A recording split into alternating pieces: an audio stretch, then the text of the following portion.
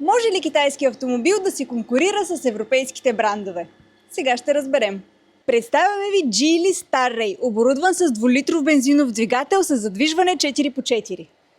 238 конски сили с турбо, комбинирани с интелигентно 4WD задвижване и 8-степенна автоматична трансмисия, които превръщат шофирането в истинско изживяване. Starray е с независимо окачване на предните и задните колела.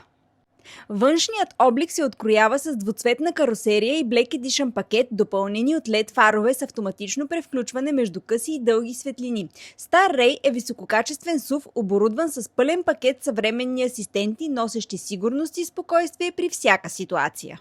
Интериорът впечатлява с премиум аудиосистема Infinity by Harman Kardon, head-up дисплей и кожен салон с перфорирана кожа, допълнен от електрически предни седалки с отопление и обдухване.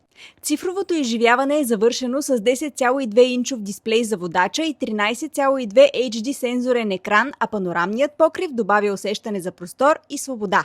Практичността също е на ниво. Автоматичен багажник с вместимост от 650 до 1610 литра, готов за всяко приключение.